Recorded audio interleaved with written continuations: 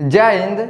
देखिए इस वीडियो में समझते हैं कि जेनेरिक और पेटेंट दवा में अंतर क्या होता है। और देखिएगा दवा के ऊपर लाल रंग का पट्टी लगा होता है, दवा के ऊपर RX लिखा होता है, XRX लिखा होता है और NRX लिखा होता है। आखिर इन सब का मतलब क्या होता है? तो सबसे पहले हम समझते हैं कि जेनेरिक और पेटेंट में अंतर क्या होता है। तो हम आप लोगों को एक किस्से के अनुसार समझाते हैं, ध्यान से समझिएगा। जैसे मान लीजिए हमारा कोई कंपनी है और हम अपने कंपनी में शूज को बनाते हैं, यानी जूता को बनाते हैं, लेकिन हम चाहते हैं हमारा कंपनी कोई अलग प्रकार का जूता को बनाए। तब हम क्या करेंगे? तब हम जाएंगे सरकार के पास। सरकार क्या करेगा? हमारे कंपनी के ऊपर 5 साल का 10 साल का एग्रीमेंट करेगा और कहेगा कि ये जूता बस आप अपने कंपनी में बना सकते हो, दूसरा कोई कंपनी वाला इस जूता को नहीं बनाएगा। उसके बाद हम आएंगे अपने कंपनी में। तो जब हम अपने कंपनी में आएंगे तो हमारे कंपनी में काम करने वाले सब रहेंगे, उसमें इंजीनियर रहेंगे। वो सब क्या करेंगे? वो रिसर्च करेंगे, यानी शोध करेंगे कि जूता को हम किस चीज़ से बनाएं कि बेहतर से बेहतर बन जाए। इसमें प्लास्टिक का प्रयोग किया जाए, चमड़े का प्रयोग किया जाए, फिर कपड़े का प्रयोग किया जाए। तो वो क्या करेंगे? उस पर रिसर्च करेंगे और रिसर्च करने के बाद उस जूता को लोग बनाएंगे। और जब जूता बन जाएगा तब हम ले जाके क्या करेंगे?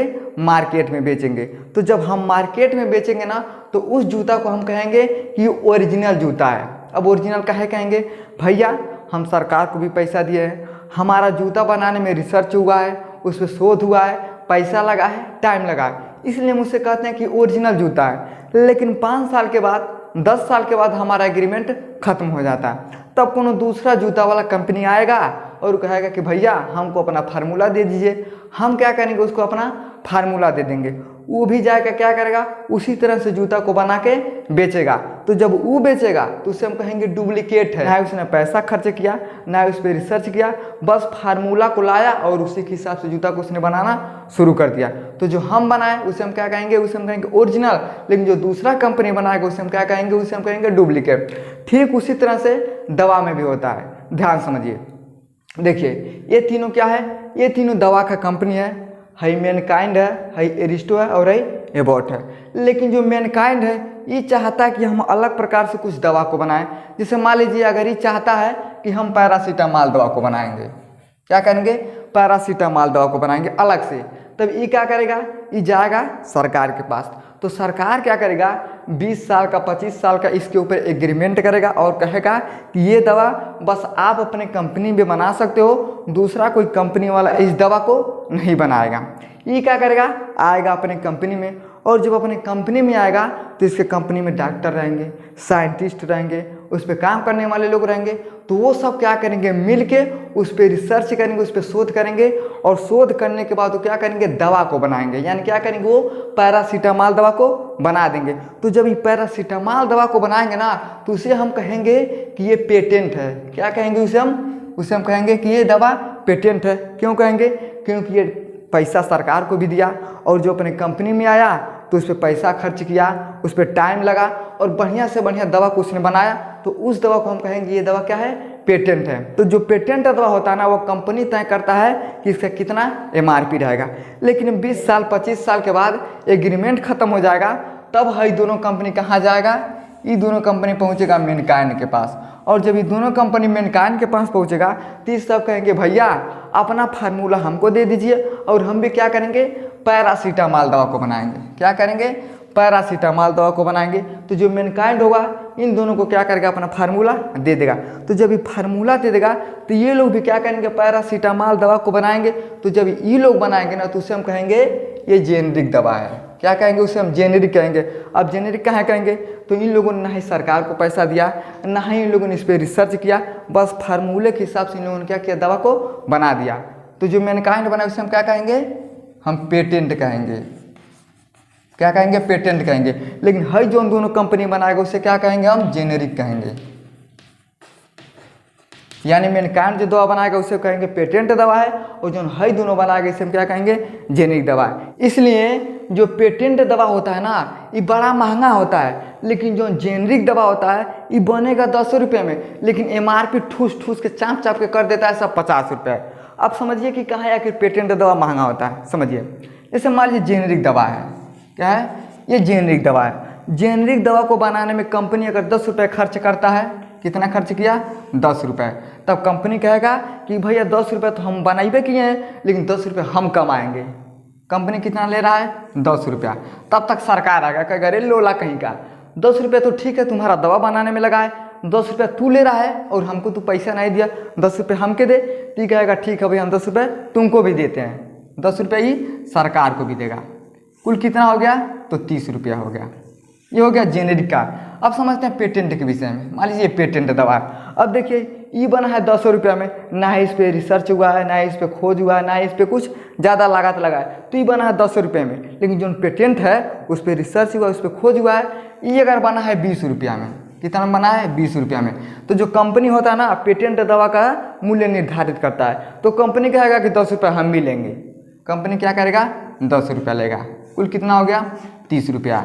देखिए जेनेरिक दवा 30 रुपया में, पेटेंट दवा 30 रुपया में। लेकिन जब खरीदने के लिए जाइएगा ना, तो जो आपके जब संपर्क में डॉक्टर रहेगा तो कहेंगे डॉक्टर साहब अरे बड़ा सस्ता मिलता है, काहे 30 रुपया ले रहे हैं? तो कहेगा ठीक है भैया हम अपनी तरफ से 5 रुपये आपको छोड़ सकते हैं, यानी 10 रुपये दवा का लेगा, 10 रुपये दवा का लेगा। लेकिन जो कंपनी 10 रुपया निर्धारित किया है, ये कहेगा कि हम 5 रुपये इसमें से माइनस कर देते हैं। तो आपको क्या करेगा? उसमें से 5 रुपये लेगा। क्या करेगा? 5 रुपये लेगा। कुल कितना लेगा आपसे? तो ये ले लिया 15 रुपया। जेनेरिक दवा कितना में पड़ गया आपको? 15 रुपये में पड़ गया।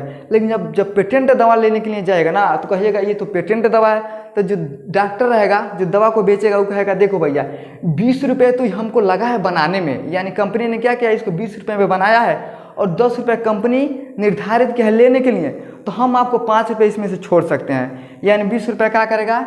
20 रुपये दवा का ले लेगा और इसमें से 5 रुपया माइनस कर देगा और 5 रुपये आपको देना पड़ेगा। कुल कितना हो गया? 25 रुपया। देखिए जेनेरिक दवा 10 रुपये में बना और आपको कितना में मिला? 15 रुपये में। जो पेटेंट दवा है 20 रुपये में बना है, लेकिन आपको कितना मिला है? 25 रुपया में। दवा वही है, फर्क इतना सा है कि इन लोगों ने क्या किया है, ज़्यादा पैसा खर्च किया है, ज़्यादा रिसर्च हुआ, ज़्यादा शोध हुआ, इसलिए जो पेटेंट दवा होता है ना, क्या होता है? महंगा मिलता है। लेकिन जो जेनेरिक दवा होता है इस पर 200 रुपया लगा है, लेकिन 5 रुपया कंपनी कमा लिया, 10 रुपया ई कमा लिया, तो इनका तो 15 रुपया निकल गया। तो 30 रुपये में 15 रुपया बचा, तो 15 रुपया क्या किया वो आपसे ले लिया। तो जो जेनेरिक दवा होता है वो क्या होता है? MRP उसका रहेगा बहुत ज़्यादा, लेकिन दवा क्या होता है? बड़ा सस्ता होता है। तो जो डॉक्टर सब होता है देखिएगा, हमारे यहाँ जो गांव में डॉक्टरी होता है ना, ये सब जेनेरिक का दवा होता है। MRP रहेगा 50 रुपया, लेकिन रहेगा वो 5 रुपये का। इसलिए जो जेनेरिक दवा होता है ना, अगर आप जानते हैं उसके विषय में तो आपको सस्ता में मिल जाएगा। लेकिन जो पेटेंट दवा होता है उस पर ज़्यादा नहीं बचता है। इसलिए अगर आप उसके विषय में जानेंगे तो जो डॉक्टर दवाई सब बेचेगा ना, आपको क्या करेगा? वो सस्ते में दे देगा। लेकिन जो पेटेंट दवा होता है ना, वो सस्ता में नहीं देगा। भैया इसका 20 रुपया पड़ा है तो 20 रुपये से कम लेगा नहीं, 5 रुपया मैंने छोड़ दिया, आपको 25 रुपये पड़ गया। और जो जेनेरिक दवा ये 15 रुपये में पड़ गया। आई होप आपको ये सब समझ में आ गया होगा कि जेनेरिक और पेटेंट में अंतर क्या होता है। अब समझते हैं कि लाल रंग का पट्टी क्यों होता है। देखिए जिस दवा के ऊपर लाल रंग का पट्टी होता है ना, वो दवा कोई भी बेच नहीं सकता है बिना डॉक्टर के अनुमति के बिना, और ना ही उसे कोई खरीद सकता है बिना डॉक्टर के अनुमति के बिना।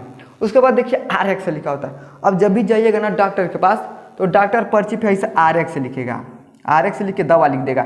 इसका मतलब क्या होता है? तो RX का मतलब होता है टेक, यानी इस दवा को लेते रहिए। और ऐसा नहीं है कि बस दवा लिख दे तो साल भर लेते रहिए, डॉक्टर के अनुमति के हिसाब से आप दवा को क्या करिए? लेते रहिए। उसके बाद देखिए XRX लिखा होता है। इसका मतलब क्या होता है? तो ये दवा बेच सकते हैं और दूसरे को भी बेच सकते हैं, और वो क्या करता है? मरीज को बेच सकता है। उसके बाद देखिए लिखा होता है NRX। NRX का मतलब क्या होता है? जिस दवा के ऊपर NRX लिखा रहेगा, आप समझिएगा ये नशीला दवा होता है। क्या होता है? ये नशे का दवा होता है। और हमारे देश में बहुत ज़्यादा ये सब चोरी चोरी खा लेता है सब। तो ये क्या होता है? नशे का दवा होता है। और नशे का दवा वही बेच सकता है जिसके पास इसका लाइसेंस होता है, वही क्या कर सकता है? इस दवा को बेच सकता है। आई होप आपको इस सब विषय में समझ में आ गया होगा, और जेनेरिक और पेटेंट के विषय में आप लोगों को समझ में आ गया होगा। समझ में आ गया तो वीडियो को लाइक शेयर सब्सक्राइब जरूर करें। जय हिंद।